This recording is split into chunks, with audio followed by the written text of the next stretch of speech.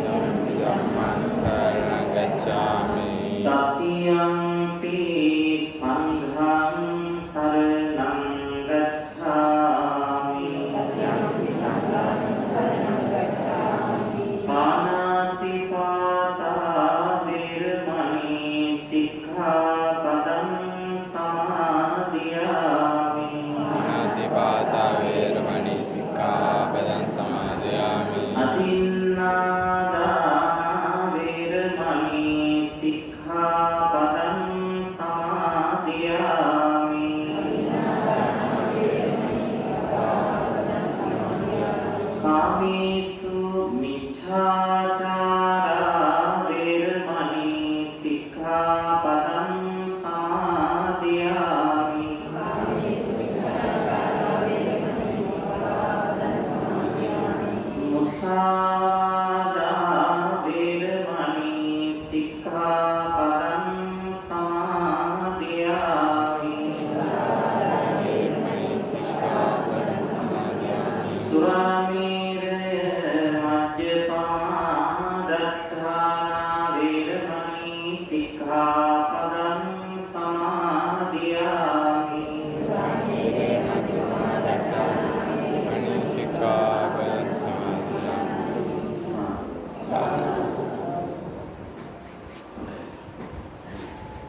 समन्ता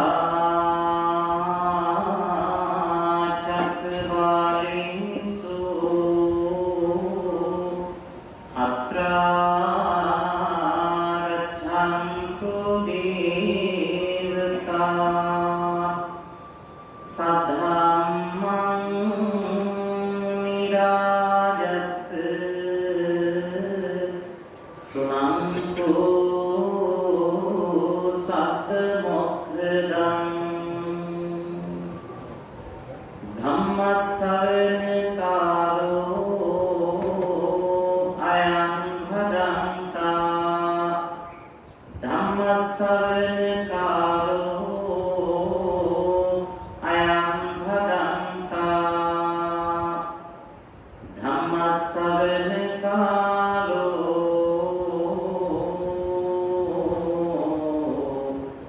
अयं भदन्ता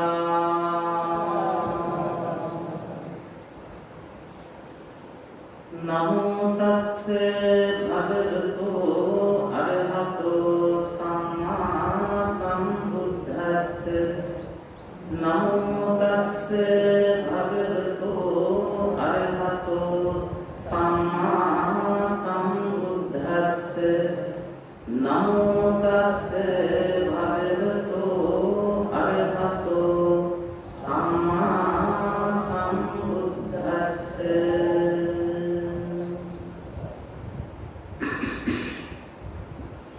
विहारस्थाने विहाराधिपति गौरवनीय पंडित महाब्रह्म वंशे ඇතුළු මහා සංඝරත්නයේ අවසරයි ශ්‍රද්ධාවන්ත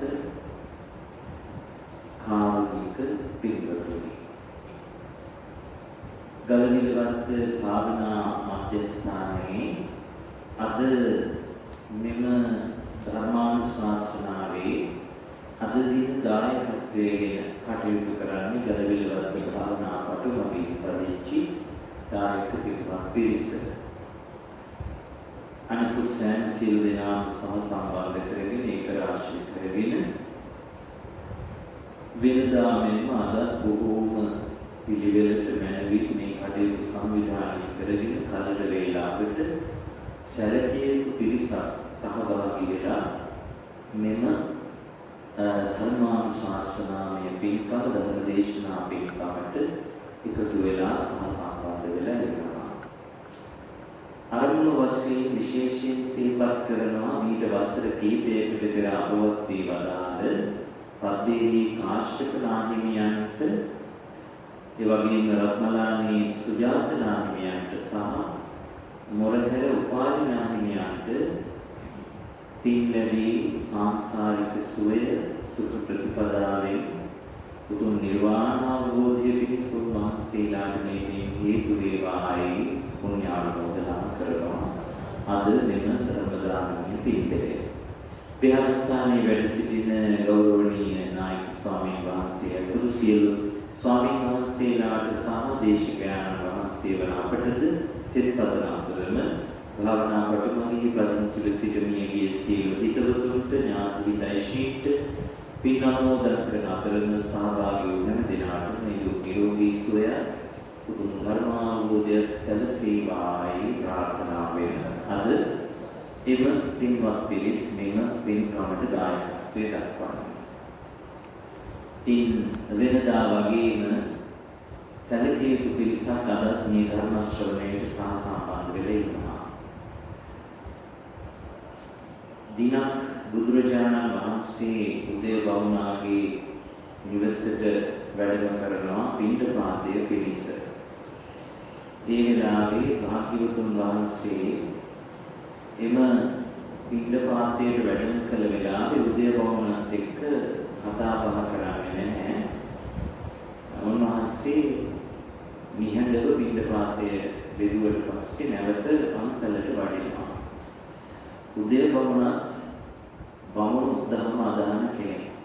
බෞද්ධයෙක් නෙවෙයි. ඒ නිසා අය බුදුහාමුදුරුවෝගේ විශේෂ ගෞරවයක් සැලකිල්ලක් දක්වන්නේ නැතුව දාන බෙදලා ඉවත බලා ගන්නවා.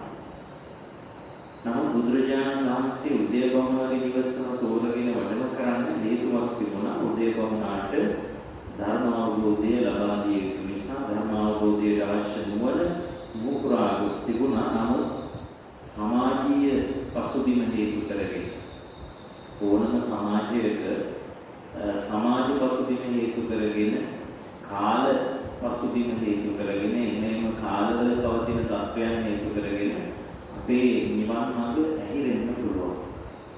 ඒකට කියනවා කාල විපත්ති කියලා. මේ කර්ම ශක්තියෙන් යම් යම් යහපත් දේවල් එකතු කරගෙන ආවත් ඒ අපි උපදින වකවානුව ධර්මයට ලැබි නැත්නම් මිත්‍යා දෘෂ්ටිය බහුල නම් සමහර වෙලාවට අපි අර රැගෙන ආපු කර්ම ශක්තියේ බලවත් පැති දුබල වෙන්න බලපානවා. ඒක නිසා කාල විපත්තිය කියලා කියනවා. යහපත් විදියට ධර්මයට තව තවත් අපි අරගෙන ආපු ශක්තිය හැකියාවන් තවත් උත්නෑම් වෙන පරිසරයක පළාතක කාලයක ඉපදිනා විදියට ඒක තවත් අපේ නිවන් මාර්ග පහසු කරන ඒකට කියනවා කාල සම්පත්තිය කියලා. ඉතින් උදේවමුණා කාල විපත්තියකට පත් වෙලා හිටපු කෙනෙක් උදා කාලේ ඉඳලා ධර්මාවබෝධයේ හැකියාව තිබුණාට ඒ යුගයේ විද්‍යා දෘෂ්ටික බමුණු මතවාදවල උදා කාලේ ඉඳලා ඉඳපු කෙනෙක්. කොහොම වුණත් උදේවමුණාට ජීවිතේ එක කොටසක් කාල විපත්තිය වුණාට තවත් කොටසක් කාල සම්පත්තියක් බවට පත් වුණා. හේතුව ලෝතර භාග්‍යවතුන් වහන්සේ ලෝකහලවි. ඒ අනුව බුදුරජාණන් වහන්සේ මේ උදේවමුණාට බණ කියන්නට තමයි උදේවමුණගේ නිවසට යන්නේ. හැබැයි ඉතින් පැහැදීමක් ඇති කෙනෙකුට එකවරටම බණ කිව්වට වැඩක් නැහැ. ඒ නිසා කිසියම් කාරණයක් සම්බන්ධව ඔහු තුළ කුතුහලයක් ඇති කරවන්නට අවශ්‍යයි. දැන් නූතන අධ්‍යාපන ක්‍රමවේදවල මේවට අලුත් නම් දාලා තියෙනවා. අපේ බුදුහාමුදුරුවන්ගේ බණ පොත් ලංකාවේ අපි කියවන්නේ නැති වුණාට ත්‍රිපිටකය රටේ රටවල උගත්තු නිතරම කියවනවා. පාලි ටෙක්ස්ට් සොසයිටි කියන සංවිධානයේ පිටවපු නිසා පාලියේ බණ පොත් ඉංග්‍රීසි භාෂාවට සකස් වුණු නිසා ඒගොල්ලෝ ගොඩාක් ත්‍රිපිටකය කියවනවා. කියවල ත්‍රිපිටකයේ තියෙන සුවිශේෂී මේ මහා අදහගත නොහැකි වටිනා විශිෂ්ට සංකල්ප බුද්ධ වචනය ඒගොල්ලන්ගේ වචනවලට පෙරලනවා. දැන් ඒක ඔය පාඩමක් උගන්වනකොට ගුරුවරයෙක් ළමයි තුළ මේ ඇති කරනවා මේ පෙළඹවීමේ උත්තේජනයක් කියලා එකක්. ඒ කියන්නේ ළමයි තුළ උත්තේජනයක් ඇති කරනවා එදාට කතා කරන්න යන මාතෘකාව ගැන කුතුහලය උද්‍යෝගය ඇති කරනවා. කරවල පාඩම උගන්වනවා. ඒක බටහිර උගත්තු ඒකට එහෙම නම කියනවා. මේ බුදුහාමුදුරුවන්ගේ ක්‍රමයක් ඒක. සමහර අයට බණ කියන්න ගියහම එක සැරේට පහදව ගන්න බැරි නම් මාතෘකාවට අදාළ උත්තේජනයක් ඇති කරනවා හිත ඇතුලේ. ඇති කරවල උන්වහන්සේ මාතෘකාව පටන් ගන්නවා. ඉතින් අර ඒ ක්‍රමයට තමයි උදේවමුණගේ ගෙදරට දවස් 2ක් 3ක් විතර බුදුහාමුදුරුවෝ පිටම පිටපාතේ වඩිනවා. බුදුන් වහන්සේ කතා කරන්නේ නැහැ, උදේවමුණ කතා කරන්නේ නැහැ. ඉතින් බුදුරජාණන් වහන්සේ හිතාගත්ත කවදකම හරි උදේවමුණ කතා කරන්නේ. මේ කතා කරනකම් තමන් වහන්සේ කතා කරන්නේ නැහැ කියලා. උදේවමුණත් හිතාගත්තා කවදකම හරි බුදුහාමුදුරුවෝ කතා කරන්නේ. එතකම තමන් කතා කරන්නේ නැහැ කියලා. ඉතින් එහෙම හිතාගෙන ඉතින් ඔන්න දවස් 3ක් විතර ගියාට පස්සේ බුදුහාමුදුරුවෝ 4 වෙනි දවසේ මග දෙපස කිසිම තැනකින් පින්ඩපාතය අධිෂ්ඨාන කරන්නේ නැතුව උදේවමුණාගේ නිවසේම පින්ඩපාතය ලැබේවා කියන අධිෂ්ඨානයෙන් වැඩම කළා. මේ වඩිනකොට බුදුරජාණන් වහන්සේ 4 වෙනි දවසේ වැඩියම උදේවමුණ පින්ඩපාතය බෙදනවත් එක්කම බෙදලා ඉවර වුණු ගමන්ම කිව්වා මේ පකට්ට කෝයන් සමනෝ පුණක් නාගච්ඡති. මගේ දානේ රස වෙච්ච මේ ශ්‍රමණයා නැවත එනවා කියලා. දවස් ගණනේ ඉන්න පටන් ගත්තා කියලා බුදුහාමුදුරන්ට ඒ කියන්නේ අනුපදයක් කියනවා නෙවෙයි. අනුපදයක් වුණා පකට්ට කෝයන් සමනෝ පුණක් නාගච්ඡති.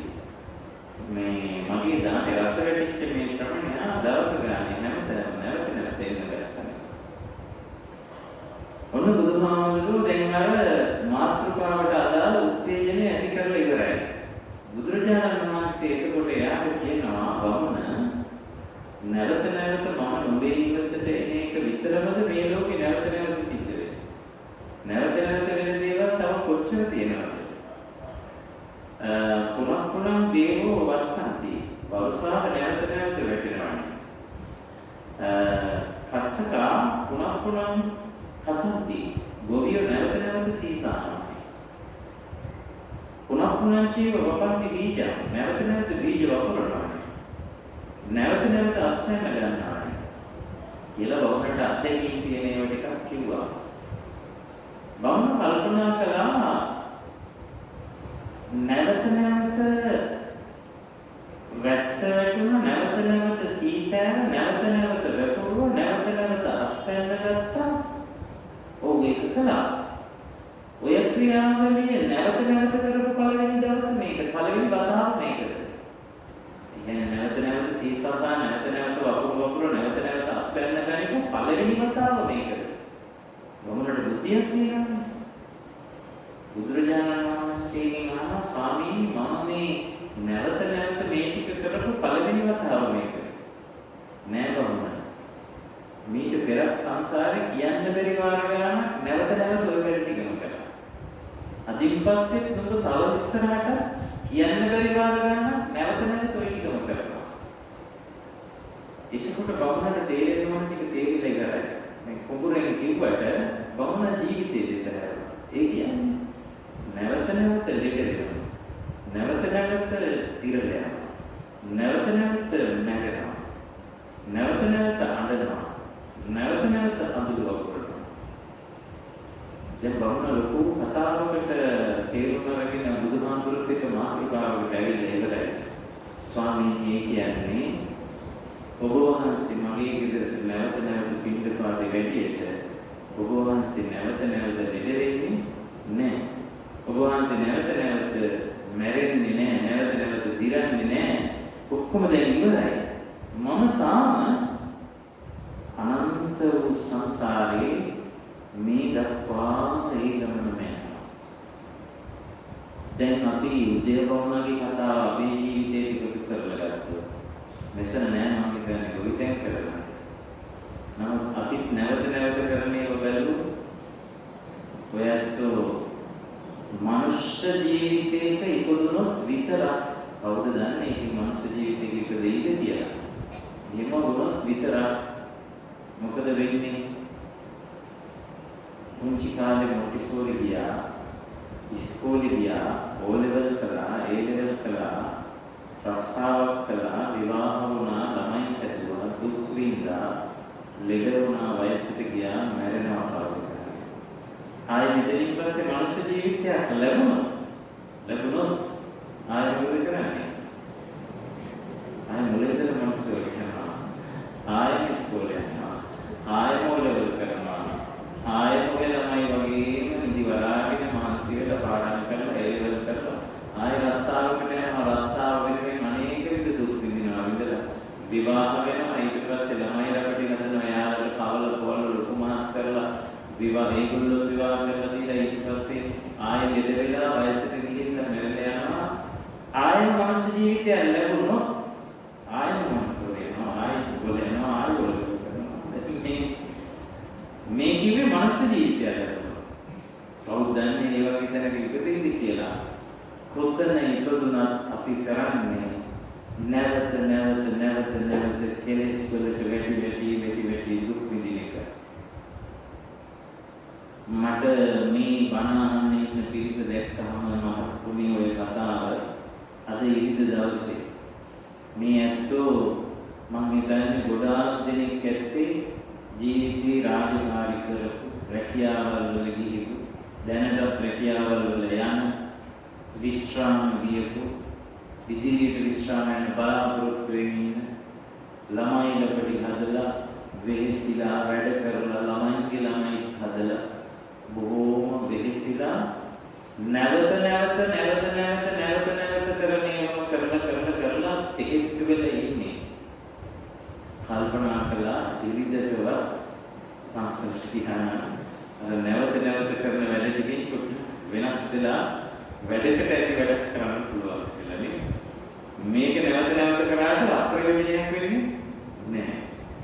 ඔක්කොම මොකද වෙන්නේ?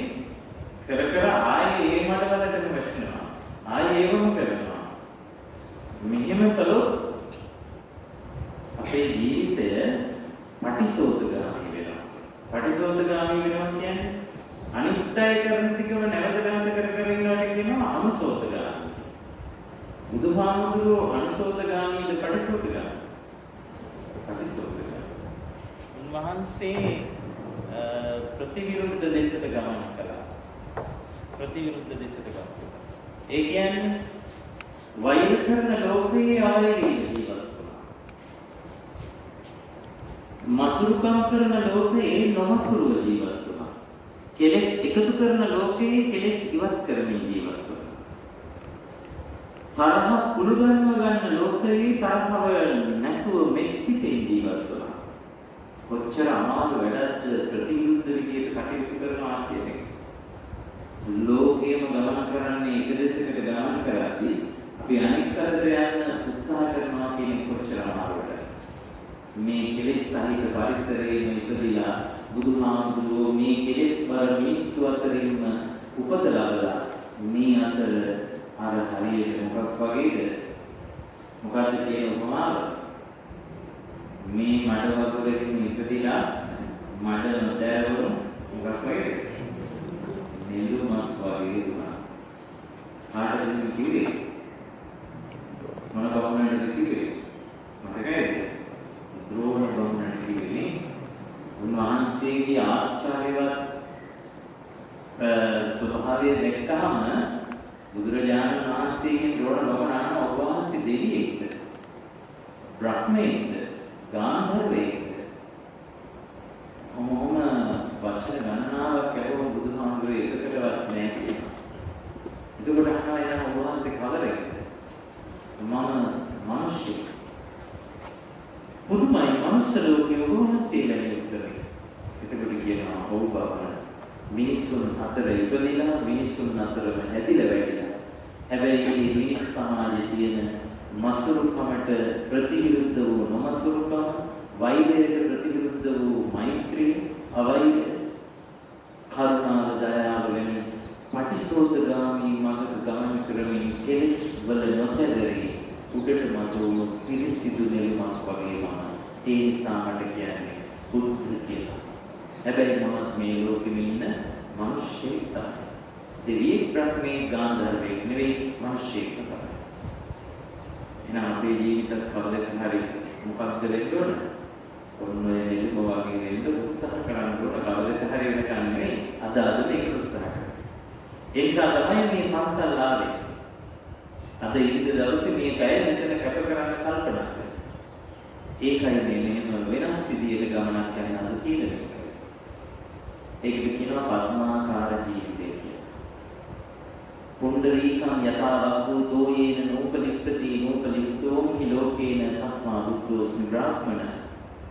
මඩ වගුරක ඉපදිච්ච පුංචි පියුමක් වගේ ඒක මතු පිටට ඇවිත් කවදක හරි ඒදී නොතැරවි පිරිසිදු නෙළුමක් වෙනවා වගේ මම මේ මනුස්ස ලෝකයේ නැමැති කෙලෙස් වලින් පිරුණු මඩ වගුරේ ඉපදිලා උඩට මතුවුණු නෙළුමක් හා සමානව. ඒකට කියනවා බුදුහාමුදුරන්ගේ පద్මාකාර ජීවිතය කියලා. දැන් මම දැක්කද මම බලන්න වඩිනකොට මේ පාවඩේ තියෙන නෙළුම් වල ටික පැහැදිලි නැති වෙන්නේ. ඇයි? නෙළුම් වලින් සංකේතවත් කරන්නේ කවුද? බුදුහාමුදුරුවෝ. එනවා නොදැන තමයි ඒක කරන්නේ නේද? මම හිතනවා පාවඩේ නෙළුම් වල ගැලපෙන්නේ නැහැ කියලා. නෙළුම් වලින් සංකේතවත් කරන්නේම බුදුහාමුදුරුවෝ. පద్මාකාර ජීවිත පුණ්ඩරීකම් යතාව. මම නෙළුම කියලා උන්වහන්සේ දේශනා කළා. මම තියුණා. එතකොට අර අපි ඒක අපේ බෞද්ධයන් වැඩි ශ්‍රද්ධාවට ගෞරවයට යොමු කළාට ඒක එච්චර ගැළපෙන්නේ නැහැ කියලා මට හිතෙන්නේ. අපි කිසිසේත් මේකට ධර්ම චක්‍රය යොදන්නේ නැහැ පින්වත්නි පාඩේ. ධර්ම චක්‍රය යොදන්නේ නැහැ. ඒ වගේම තමයි නිලුම්මල ඒක එච්චර සුදුසු නැහැ කියලායි මම හිතන්නේ. මම හිතනවා ඒක නිවැරදි කියලා. මොකද බුදුහාමුදුරුවෝ කොහොමද මෙහෙමනේ බුදුරජාණන් වහන්සේ පිරිනිවන් කාලේ බුද්ධ ප්‍රතිමා හැදුවේ නැහැ අපේ කලාකරුව නේද? බුදුහාමුදුරු සංකේතවත් කරන්න හදපු පූජා වස්තු තියෙනවා. එකක් ධර්ම චක්‍රය. ධර්ම චක්‍රයට වැඳලා බුද්ධ ප්‍රතිමාව කියලා සංකේතවත් කරනවා. ඊළඟට වජ්‍රාසනයට වැඳලා බුදුහාමුදුරු වැඩ ඉන්න ආසනය විතරක් හදලා ආසනයට වැඳලා. මේ මුල් කාලේ තිබුණු අසීමිත ගෞරවය නිසා බුද්ධ ප්‍රතිමා නිර්මාණය වුණේ නැහැ. ඒ ප්‍රතිමා වෙනුවට සංකේතවලට වැඳලා ඒ වැඳපු එක සංකේතයක් තමයි නිරුම්මල. එතකොට ඒ නිසා ධර්ම චක්‍රයේ නිරුම්මල වජ්‍රාසනය ඒවා බුදුහාමුදුරුවෝ හා සමාන කොට අපි සංකේතවත් කොට වන්දනා කරපු දේවල්. හරි. මම මේ කතාවත් එක්ක වෙන පැත්තකට යනවා බලන්න මම කියන්නේ ඒක චූටි කාරණයක් නෙවෙයි. අපි ඒක පොඩි නොදන්නාකමට වෙන දේවල් අපි වෙන එක විතර ගමු.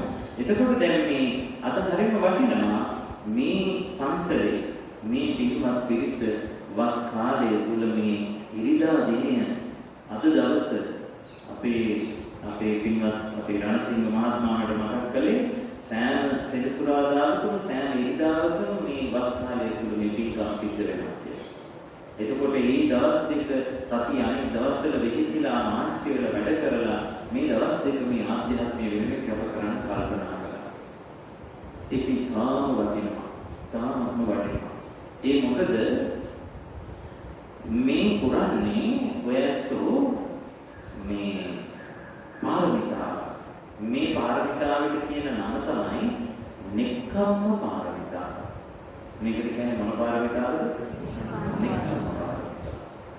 නෙක්ඛම්මය කියලා කිව්වහම පැති තුනක් තියෙනවා. මොනවද? නෙක්ඛම්ම සංකප්ප, අව්‍යාපාද සංකප්ප, අවිහිංසා සංකප්ප. එතකොට නෛෂ්ක්‍රම්‍ය තුළ මේ නික්මීම කියලා කියන්නේ නික්මීමේ සංකල්පය කියලා කියන්නේ අර එදිනෙදා ජීවිතය ගත කරන්නේම ලෞකික කාම සම්පත් එක්ක. දැන් අද මේ පැය මේ වෙලාවේ ගෙදර හිටියනම් ටීවී බලන එක, ළමයි ලපටින්ගේ වැඩ කරන එක, ගෙදර දොරේ වැඩ කරන එක මේ හැම දෙයක්ම අයිති වෙන්නේ කාම සම්පත් වල කටයුතු වලට. කාම භෝගී ජීවිතය, ලෞකික කටයුතු වලට. දැන් මේ පැය තුල ගෙදරදී මල් නෙලලා, පිරිසිදුව මල් දෝවණය කරලා, මල් ටික සකස් කරලා, බුද්ධ පූජාව තියලා, ඊළඟ පස පූජා කරලා, බුදුන් වන්දලා ගාත කියලා පිළිත් කියන ඔය වැඩ ටික පැයක් ඇතුළේ මේ වෙලාවේ කරනවා නම් කිසි ගැටලුවක් නැහැ. ඒක බොහොම වටිනවා දිනපතා. එතකොට ඔබ අර සුපුරුදු ජීවිතයෙන් පැයකට වෙන් වෙනවා. නිෂ්ක්‍රම්‍ය, නෛෂ්ක්‍රම්‍ය, නික්මෙනවා. නික්මෙනවා කියන්නේ සුපුරුදු ජීවිතය. සුපුරුදු ජීවිතය යනකොත් කාම භෝගී ජීවිතය. වඩන්නේ මොන සම්පත්ද? කාම සම්පත්. දාරුකෝ ළමයිකට බැඳී මේ ඔක්කොම කාම සම්පත්. දැන් මේක එකවරටම අපිට අත්හැර ගන්න පුළුවන්ද බැරිද? එකවරටම අත්හැරෙන්නේ බැහැ. ඒවා බුදුරජාණන් වහන්සේ එක්වරම අත්හරින්න කියලා නැහැ. පුරුදු කරන්න කියලා තියෙනවා. පුරුදු කරන්න. සමහර පැවිදි වෙන්න හරි හදිස්සියට ආව බුදුහාමුදුරු දේශනා කරන මොකද පැවිදි වෙන්න එපා. පුරුදු කරන්න අත්හැරීම පුරුදු කරලා එන්න. පුරුදු වුණාට පස්සේ එතෙන්ට යන්න පුළුවන්. පුරුදු කරලා. එතකොට මේ නෛෂ්ක්‍රම්‍ය කියන එක පුරුදු කරන්න ඕන. කොහොමද පුරුදු කරන්නේ? අන්න මේ විදියට දවසේ 24 පැයම කාමභෝගී දේවල් එක්ක ගැටෙන හැපෙන අපි දවසේ කාලයක් වෙනම වෙන් කරනවා ඒ නික්මිලායි. දැන් එනම් ගෙදර ඉඳගෙන ඒ කරන කිසිම වැඩකට අදාළ නැහැ නේද? මේක සම්පූර්ණ නිවන් මාර්ගත් එක්ක වැළිච්ච වැඩක් මේ කරන්නේ. ඒ නිසා මේ කරන්නේ නික්මීම. නෛෂ්ක්‍රම්‍ය. නික්මිලා ඉන්නේ. කාම සම්පත් වලින් නික්මිලා. व्यापाद संकल्प वलिන් නික්මිලා, හිංසාකාරී සංකල්ප වලින් නික්මිලා, අවිහිංසාකාරී සංකල්ප, ඒ වගේම නික්මීමේ සංකල්ප, අව්‍යාපාද සංකල්ප බොහෝම මෙත්සිතින් මේ පැය තුල හරීම පිරිසිදු චේතනාවකින් වැඩෙන්නේ නෛෂ්ක්‍රම්‍ය පුරනවා. ඉතින් මේක මෙහෙම පුරුදු කරලා තමයි මොකක් වෙන්නේද? යම් වැඩිපුර අත්හැර ගන්න පුළුවන්. ඒක එහෙම නැතුව කවදා හරි නිදහස් වෙලා කරනවා කියලා හිතියොත් එහෙම ඒක කරන්න පුළුවන් දෙයක් වෙන්නේ නැහැ. අනේ අපි ඔය ඔක්කොම වැඩවලින් නිදහස් වෙලා කවදා හරි පන්සල් යනවා. මේ කරදර වලින් නිදහස් වෙච්ච කාලෙක පන්සල් යනවා. එහෙම කිව්වට වැඩක් වෙන්නේ නැහැ කියලා ඒක කරන්න බෑ. එහෙම කියලා ඒක කරන්න බෑ. දැන් මේ මනුෂ්‍ය ජීවිතය ගැන හිතුවාම මම මේක කියන්නේ හිතුවේ මම පහුගිය දවසක දැන් මෙවර උසස් පෙළ විභාගයේ ඉදිරිපත් වෙන ළමයින්ට විශේෂ දේශනයක් කරපු වෙලාවේ මම කිව්වා දැන් උසස් පෙළ විභාගයට එතකොට මම මේ දේශනේ කරද්දී තිබුණේ උසස් පෙළ විභාගයේ දින 35. දැන් තාකියේ දින 30යි ඊට දවස් 5කට විතරදී මම මේ දේශනේ කළේ. එතකොට මේ තව දින 30යි තියෙන්නේ. දැන් ඒ ළමයින්ට දැන් වයස අවුරුදු 19ක් විතර. තව අවුරුදු 50ක් විතර ඒ ළමයින්ට ජීවත් වෙන්න පුළුවන් මිනිහ පිටින්. සාමාන්‍ය ආයු අපේක්ෂාව ගත්තාම ලංකාවේ අවුරුදු 67ක් 70ක් විතර තාම දල වශයෙන් ආයු අපේක්ෂාවක් තියෙනවානේ. ඊට වඩා වැඩි අය ඉන්න පුළුවන්. බොහෝ දෙනෙකුට ඊට වඩා අඩු වෙනවා නේ. දවසකට පිළිකා රෝගී 76 දෙනෙක් අලුතෙන් එකතු වෙනවානේ. ඉතින් ඒ නිසා මේ ආයුෂ වේගින් අඩු වෙනවා. එතකොට මේ දැන් ඒ ළමයින්ට මම කෝ යාලා අවුරුදු 50 ජීවත් වෙනවනේ තමයි අමුතුනේ. මම ගණන් හදලා බලුවොත් 365 ඒවා 50 මට හැටියට ඒ වෙලාවේ ආවා දැන් දවසෙන් මම කියන්න දවස් 17000 ගණන් ආවා මට මතකයි. ඊට වැඩිව අර පොඩි ගණන් වෙනස් වෙන්න පුළුවන්. දින 17000 ගණන් තියෙනවා මේ ළමයින්ට කන්න නිදා ගන්න රංගලන්න ඇවිදින්න කයිවාර කියන මම ඒ වෙලාවේ වඩනත් එකම කියනවා. වචන හලහල ඉන්න ගුරුවරයෙක් පන්ති නැති වුණා කතා කර ඉන්න නිකන් වැඩකට නැති වෙලවටලා ඊට පස්සේ ෆෝන් එක අල්ලන්න ගෙදර ගියාම ගේම් ගහන්න Facebook යන්න ඉන්ටර්නෙට් යන්න ඔය ඔක්කොටම තියෙනවා දින 17000 ගණන්. ජීවිතේ අන්තිම කඩේ විභාගයේ තියෙන තව දින 35යි. දැන් මේ ළමයි හරියට අර 17000 ගානම නැති වගේ මේ 35 ඇතුලේ නටනවා, දඟලනවා, දුවපාන වෙදිනවා, කයිවාර ගන්නවා, නිදා ගන්නවා, ෆෝන් අල්ලනවා, Facebook යනවා, ඉන්ටර්නෙට් යනවා. මේ දින 35න් ආ ඔක්කොම කරගන්න බලනවා. 17000ක් තියෙනවා ඒකට. ඒක නෙමෙයි බලන්නේ මේ දින 30 එකක් කරගන්න.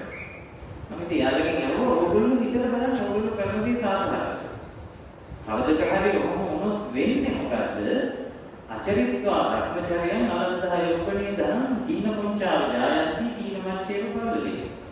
යෞවන කාලයේ ලැබිය යුතුේ ධනය යොප්පණ ධනය. යොප්පණ ධනය කියන්නේ මානසික ශක්තිය, හැකියාව, බුද්ධිය, විචාරශීලීත්වය ඒව තියෙන කාලේ කරගන්න පුළුවන් ටික කරගන්නේ නැතුව අන්තිමේ වයසට ගිහිල්ලා ඔය කියපු දින 17000 හැමදාම වෙන්නේ අනේ අපෝයි අපිට වෙච්ච දෙයක් කරගන්න පුළුවන් කාලේ අපි මේව කරගත්තේ නැහැ පාඩම් කරේ නැහැ ඉගෙන ගත්තේ නැහැ කියලා දුක් වෙන්නනේ දරුවනේ සිද්ධ වෙන්නේ කියලා බුදුවර පදයක් එයාලට තේරෙන භාෂාවෙන් ගණන් හදලා කිව්වා.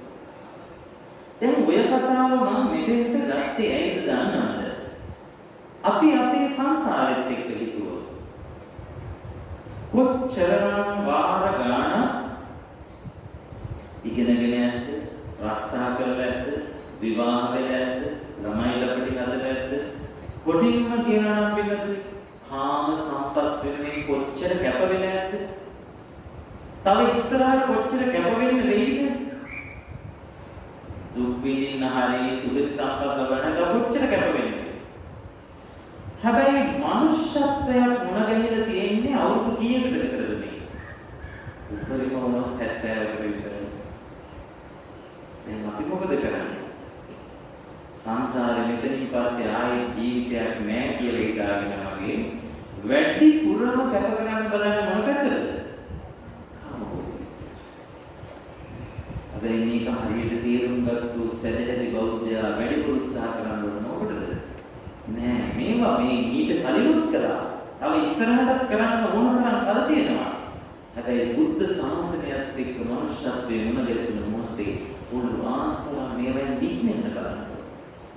ඒ නිසා පුළුවන් තරම් නික්මෙන බලනවා කියන එක ඇතුලේ ඍණාත්මකව හිතන්න එපා. ඒ කියන්නේ ගිහි ජීවිතේ වැඩක් නැහැ කියන එකද කියලා. අන්නේ නැහැ. ඔබේ ගිහි ජීවිතය බුදුරජාණන් වහන්සේ අගය කරනවා. මහණෙනි, ගිහිනම් වික්ඛවේ කාමභෝගී ගිහියාට දාලිද්‍යං දුක්ඛ. දිලිදුකම දුකමයි. ඒ නිසා කාමභෝගී ගිහියා රස්සා කරන්න ඕන, හම්බ කරන්න ඕන, සල්ලි එකතු කරගන්න ඕන, ඉතුරු කරගන්න ඕන, හේතු හදන්න ඕන. ඒ මොකද පැවිද්දා වගේ නෙමෙයි. ගිහියා කියන්නේ කාමභෝගී ජීවිතයක්. එයාට දිලිදුකමට, දුක්පත්කමට භික්ෂුවට පුළුවන් වුණාට ඉරිච්ච සිවුර හරියගෙන කොහොම හරි ගහක් යට හරියලා ඉන්න කැමති වුණාට, කැමති විය යුතු වුණාට ගිහි ඔබ එසේ විය යුතු නැහැ. ඔබ ගේදර හදන්න ඕන, රස්සාව කරන්න ඕන, නිලමුදල් උපයන්න ඕන, ඒවා ඉතුරු කරන්න ඕන, ඒවා කල්පනාකරණය කරන්න ඕන. ඒවත් එක්ක මෙන්න මේ ක්‍රමයකට ටික නයිස් ක්‍රමයකට ජීවිතය උරු කරන්නට හරියම වටිනවා. ඒ නිසා වස් කාලය කියන්නේ ඒකට ලැබිච්ච හොඳම අවස්ථාව. මොකද මේ කාලය තුල වික්ෂුන් වහන්සේලා සැදී පැහැදී ඔබ වෙනුවෙන් මේ අර්ථයෙන් ධර්මයෙන් අනුශාසනා කරමින් කටයුතු කරන්න සූදානම් වෙයි. ඔයයන්ට වෙනදට වඩා මහත්ඵල මහානිසංසදායක පින්කම් සලසා ගන්න හැකියාව තියෙනවා වස් කාලේ. මම ඊට කලින් ගණකට මේක කිව්වා මම ළඟට ගිහින් මේ ස්ථානේ. වස්තුම් මාසයේ පින්කම් කරපු කෙනෙක් තමයි අටසිල් සමාදන් වෙලා පන්සලේ ඉඳගෙන තුන් මාසෙම පින්කම් කරපු වතාවක් කරපු කෙනෙක් තමයි කවුද මතකද බලන්න. මට මතකයි මම කිව්වා මේ අනුශාසනාවකදී. ඒක මතකයි කියන්නේ තව හේතුවක් තියෙනවා. මම දැක්කා මේ වීඩියෝ කරන ඒවා අන්තර්ජාලයෙන් දානවා. එහෙනම් ඔක්කොට වැඩි පිළිවෙලක් තියෙනවා නේද? කවුරු හරි කෝල් කරලා කිව්වා ඔබ වහන්සේගේ ධර්ම දේශනාවක් තියෙනවා බලන්න කියලා. ඊපස්සේ මම බලනකොට මේ විපස්සනා භාවනා මධ්‍යස්ථානික දේශනාවක් තමයි. හරි මම මතක් කරගන්න කතාව. තුන් මාසයක්ම වස්තුම් මාසේ පන්සලේ සිල් සමාදන් වෙලා ඉඳගෙන වික්ෂු මහා සංඝරත්නයට වතාවත් කරපු කෙනෙක් තමයි අපේ ශාසනයේ ආනන්ද මහරහතන් වහන්සේ. අපි අර්ථ උපස්ථාදායක ආනන්ද මහතුරු කියලා කියන්නේ නේද? උන්වහන්සේ තුන් මාසයක් උපස්ථාන කරනකොට ලෝතුරා භාග්‍යවතුන් වහන්සේ ජීවමානව පන්සලේ වැඩ සිටියා. ඒ පදුමුත්‍ර භාග්‍යවතුන් වහන්සේගේ ශාසනයේ සුමන කියලා උපාසක මහත්තයෙක් වෙලා තුන් මාසයක් පන්සලේ අටසිල් සමාදන් වෙලා ඉඳගෙන ධර්ම ශාලාව තුළ ඉඳගෙන උදේට දවල්ට ලැබෙන දාන ටිකක් වළඳලා පන්සල අතුගානවා, පිරිසිදු කරනවා, භික්ෂුන් වහන්සේලාට පැන් ගෙනින් තබනවා, ගිලන්පස වේලාවට දෙනවා. ඒ උපස්ථාන ටික කළා. කරද්දී හැමදාම දකිනවා පදුමුත්‍ර බුදුරජාණන් වහන්සේගේ ළඟම ඉන්නවා භික්ෂුන් වහන්සේලා. මේ සුමන උපාසකතුමා මේක හැමදාම දකිනවා. සුමන උපාසකතුමා පැන් ටික අරගෙන ගියාට, ගිලන්පස ටික අරගෙන ගියාට, වතාවක් ටික කරන්න සූදානම් ගියාට බුදුන් වහන්සේ ළඟම ඉඳගෙන මේ ටික කරන්න සුමන උපාසකතුමාට අයිතියක් නැහැ. ඒව කරන්න වෙන භික්ෂුන් වහන්සේලා කියනවා. සුමන උපාසකතුමා තුන් මාසෙම මේ දිහා බලාගෙන ඉඳලා අර වතාවක් ටික ඔක්කොම ඉවර වෙලා වස් පවාරණය වෙන දවසේ ඒ පදුමුත්‍ර බුදුරජාණන් වහන්සේගේ පාද මූලයේ ඉඳගෙන ප්‍රාර්ථනාවක් කළා. මතු යම් බුද්ධ ශාසනයක මට මේ වස්තුන් වාසය කරපු වතාව පුණ්‍ය මහිම බලයෙන් ලෝතුරා බුදුරේ ළඟම ඉන්න ලැබෙන ශ්‍රාවකයා වේවා කියලා අදිෂ්ඨාන කරලා ප්‍රාර්ථනා කළා.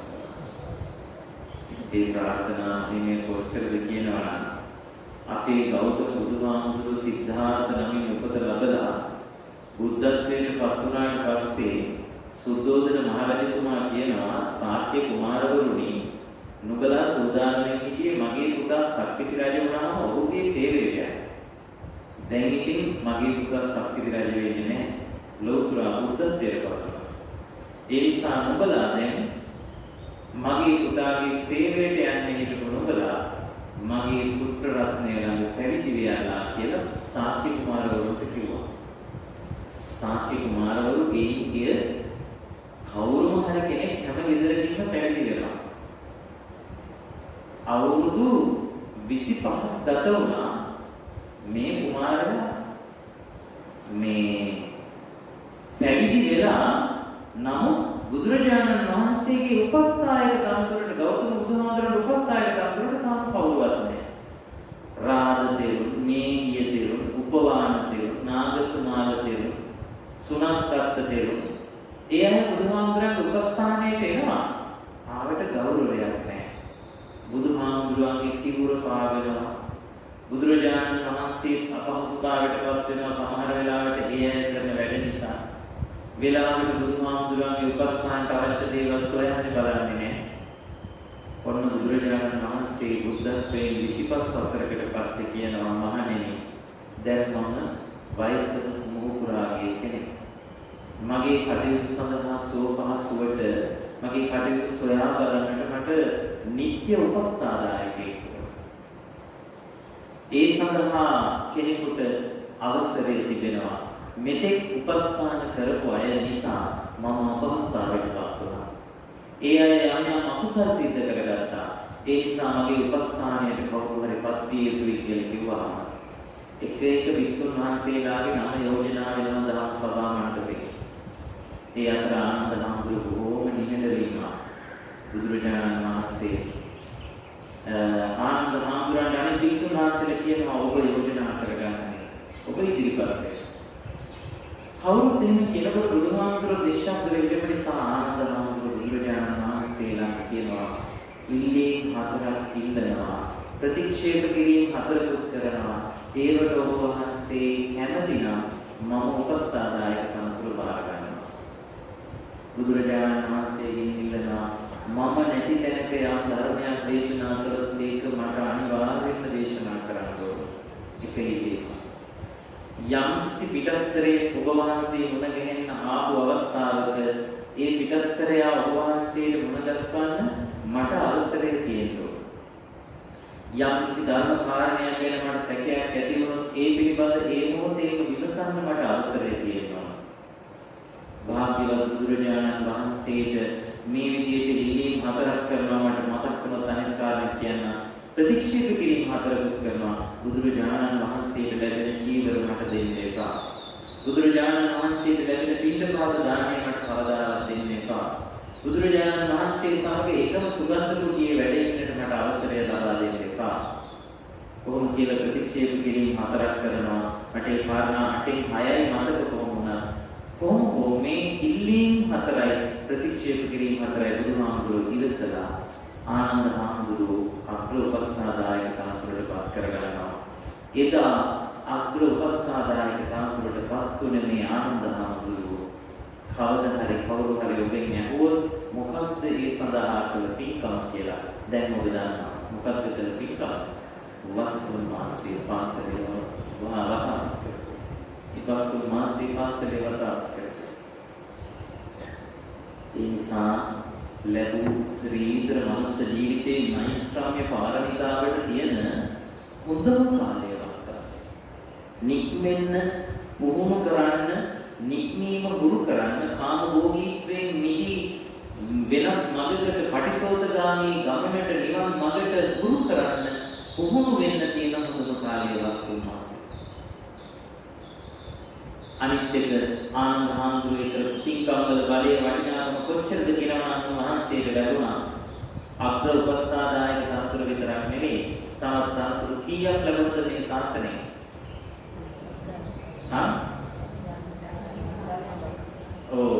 උන්වහන්සේ ධර්ම භණ්ඩාගාරික ඒක අගතනතුරක් නෙවෙයි ඒක විශේෂ වරප්‍රසාදයක් උන්වහන්සේට. ධර්ම භණ්ඩාගාරික බුදුහාමුදුරුවෝ දේශනා කළ සියලුම ධර්මය ආනන්ද හාමුදුරුවෝ කටපාඩමින් දන්නවා. අප්‍රස්ථාන තවත් හම්බුණා 4ක්.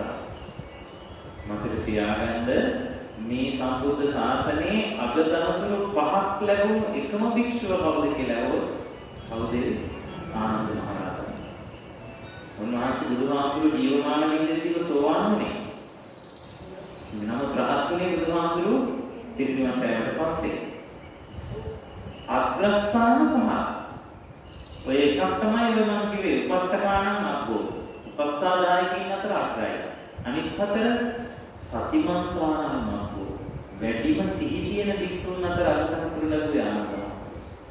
දෙතිමන්තානන්දකෝ බුදුහාමුදුරන්ගේ ධර්මයේ වැඩියෙන්ම මතක තියාගන්න පුළුවන් භික්ෂුන් වහන්සේලා අතර අග්‍රස්ථානයේ ධාරණ ශක්තියෙන් අගතහතුරු ලැබුවේ ආනන්දහාමුදුරුවෝ.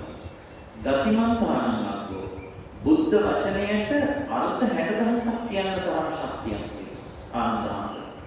බුදුහාමුදුරුවෝ යම් වචනයක් දේශනා කළාම ඒකේ විවිධ අර්ථ දකින්න පුළුවන් හැකියාවක් අපේ ආනන්දහාමුදුරුවන්ට තිබුණා.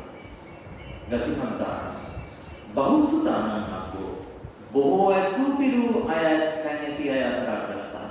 බලන්න නැවතුන මම කියනවා උපස්ථාදායකින් අතර අග්‍රයි, සිහියතුන් අතර අග්‍රයි, මතක ශක්තිය ඇති අය අතර අග්‍රයි, බුදු වචනයට වැඩිම අර්ථකථන සපයන්න පුළුවන් අය අතර අග්‍රයි, අවසානයේට බහුශ්‍රත අය අතර අග්‍රයි. ඔය කොහොම ලැබුණේ එක් භවයක විතරක මේ මහා වික්‍රමයේ ප්‍රාර්ථනාවයි. ඒ නිසා බින්දුතුනි වස්තුන් මාසය තුළ පින්කම් වල නියැලීම විහාරස්ථානයේ පැමිණිලා මේ බණාහන වාඩි වෙලා මේ පැය කාලය තුළ ඉන්න එක උතුම්නේ කම්ම පාරමිතා. නයිස්කම් නික්මීම. දැන් අද මෙතන දැන් මේ වයෝවෘද්ධ විවිධ අපහසුතා ධනිෂ් කැක්කුම් නොයි තුමටි අමාරු පොන්ටි කැක්කුම් තියෙන අය දැන් මේ උසක වාඩි වෙලා හරි බණ සමහරු ඒක ප්‍රධාන මාතෘකාව කරගෙන පාසල් නැහැ. ඕ බැලෙන්නේ මට වාඩි වෙලා ඉන්නට මේ එහෙම කියලා. දැන් මෙහෙමවත් ඇවිල්ලා වාඩි වෙලා ඉන්න එක මම කියන්නේ ඒකෙන් අනිවාර්යයෙන්ම ඒක මෙහෙම කිව්ව කියලා නාව වෙන්න එපා. මේ දින ඉන්න අය වගේ යම් දවසක වාඩි වෙලා පැයක් ඉඳ අර පුදුවල ඉන්න අයට අවකාශයක් ගන්න. මොකද කවදා හරි මේ தත්ත්වෙට ඒගොල්ලෝ තුරු වෙන්න වෙනවා. ඒ කියන්නේ මම මේකෙන් කියන්නේ නිවන් දකින්න කෙනාට අපි ප්‍රාර්ථනා කරනවානේ සුඛ ප්‍රතිපදාවෙන් නිවන් දකින්න ලැබේවා කියලා අපි විතර කියනවා නේද? ඇයි දේසි පාසු නෑ මෙහෙම වාඩි වෙලා පැයක් ඉන්නවා කියන එක. කොච්චර අමාරුද? දැන් බුදුරජාණන් වහන්සේ දේශනා කරපු සමහර භාවනා ක්‍රම වලට විශේෂයෙන්ම විදර්ශනාවට හේතු වෙන ප්‍රධාන භාවනා ක්‍රම වලට අනිවාර්ය සුදුසුකම් ටිකක් තියෙනවා. මොනවාද? පල්ලංකම් ආවුජිත්වා උජුං කායං පණිදාය පරිඋපන් සතින් උපට්ඨිතව පළක බැඳ ගන්නම වෙනවා. පළක බැඳ ගන්නම වෙනවා. දැන් ආනාපාන සති භාවනාවට නම් පළක බඳින්නම ඕන. උජුං කායං පණිදාය කය ඍජු කරගන්නම ඕන. ඉතින් දැන් අද බැලුවාම මේ මම ඇතුළු අපි කීයෙන් කීදෙනාටද පුළුවන් හැයක් එක දිගට මේ මට්ටමට තියාගෙන ඉන්න කය කොච්චර අමාරුද, කොච්චර වේදනාකාරීද, කොච්චර අපහසුද? එතකොට තවම මම කියන්නේ නිවනට යන්න තියෙන මාර්ගයත් එක්ක ගත්තාම අපි හරි දුර ඉන්නේ. තවම කායික තියෙද්දි හරි මෙහෙම හරි වාඩි වෙලා බලන්නේ මේ කොහොම දෙමින් හදාගන්න. නැත්නම් යම් කෙනෙක් කියනවා නම් පස්සල් ගිහිල්ලා වාඩි වෙන්න ඉන්න බැරි නිසා මම බලන්නේ නැහැ කියලා. ඒ තුල වෙන්නේ තව තවත් මේ නිවනින් ඈත් වෙන්නේ. කොහොම හරි මේකට දෙන්න ඕන කියන අනිෂ්ඨානය ඇතුව මේ කටයුත්තේ නියැලෙන්න උත්සාහ කිරීම තමයි වටින්නේ. ඉතින් වස්තු මාසයේ ඒකට තියෙන හොඳම කාලය, හොඳම වකවානුව. ඒ නිසා වස් කාලය තුල විහාරස්ථානයේ පැමිණෙන ඒ ඇසුර ලබන්න කල්යාණ මිත්‍ර සම්පත්තිය තමයි අපිට මේ නිවන් මාර්ගයට මෙතෙක් කල් බොහෝම අඩුවේ. කල්යාණ මිත්‍ර සම්පත්තිය මුණ ගැහෙන්න මේ වස් කාලයේ හොඳ අවස්ථාවක්. කල්යාණ මිත්‍ර සම්පත්තිය ඇතුළු කටයුතු කරන්න මේ කාලය හොඳම කාලවකවානුවක්. ඒ නිසා පන්සල් නැරි කලන මිතුරන් මුණ ගැහෙනවා මේ කටයුතු සිද්ධ කරද්දී. ඔයත් දන්නවා මේ බුදුරජාණන් වහන්සේගේ දේශනාව තුළ මහා මංගල සූත්‍රයේ කරුණු 37ක් දේශනා කළ තැන තුන්වහන්සේ දේශනා කරේ පළවෙනි මේක තමයි මංගල කාරණාවල වැදගත්ම පළවෙනිම කාරණය අංකයක අසේවනාච බාලාණ පඬිතානස්සේ. බාලයන් ඇසුරෙන් බලකින්න බුද්ධිමත් එහෙම නැත්නම් පඬිතෙයින් ඇසුරු කරනවා. මංගල කරුණු කියන්නේම අපායෙන් වළක්වන මඟ කියන කරුණ. එතකොට අපායෙන් වළක්වන මඟ කියන කරුණු 38ක් තියෙනවා. ඒ 38 පළවෙනි එක මොකක්ද? අසුර නිවැරදි කරගන්න කියන්නේ. අසුර නිවැරදි කරගන්න. එහෙනම් අපි හැම වෙලාවෙම මතක තියාගන්න ඕන වැඩට ගියත්, ගෙදර දොරේ කටයුතු කළා, මඟතොටට බැස්සත්, සමාජයට ගියත් නිතරම හමු වෙන්නේ සම්ප්‍රප්පලාප කියන අය, හිස් වචන, පරුෂ වචන, මුසා පවසන අය. ඒ වගේම වෛරය, ක්‍රෝධය, තණ්හාව, ඊර්ෂ්‍යාව වැනි ගතිවලින් පිරුණු අය.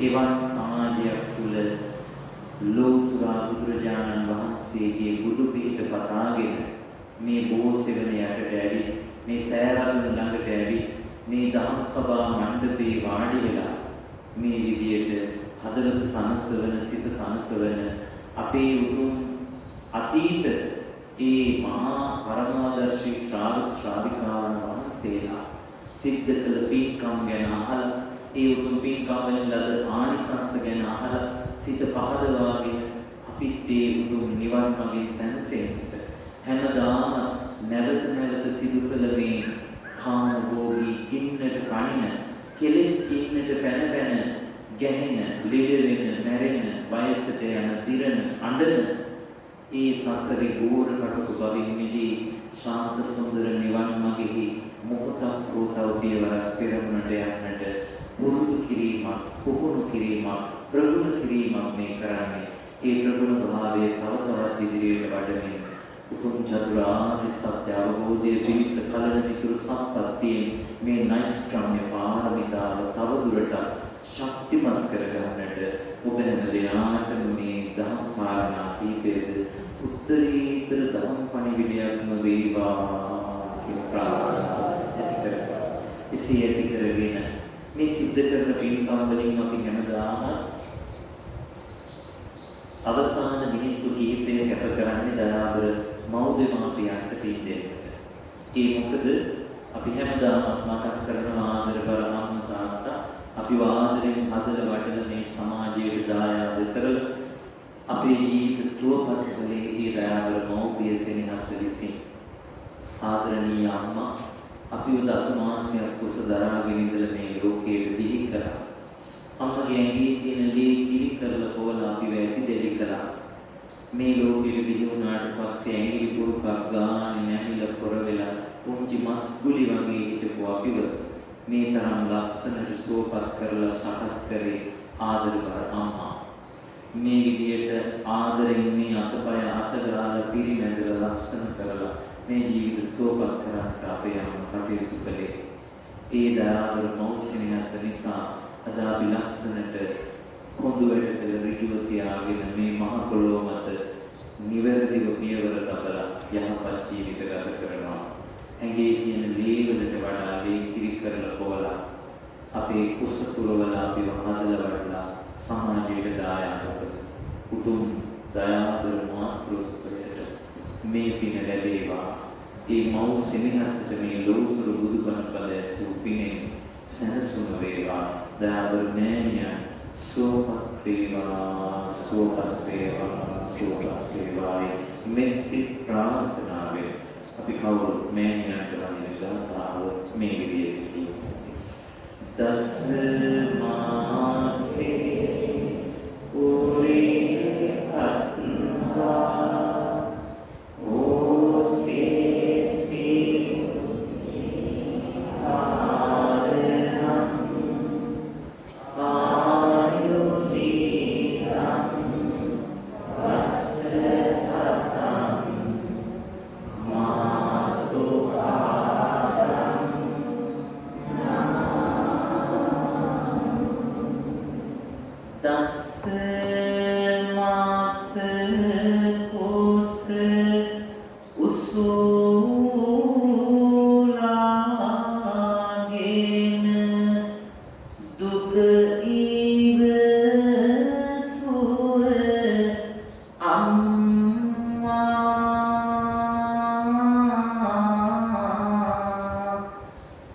लेकिरी कर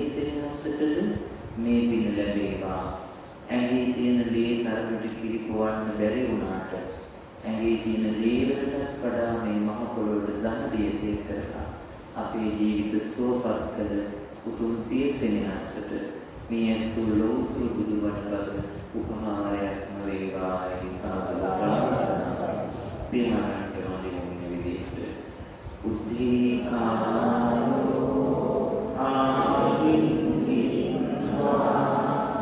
චුම්බිත්වා පිය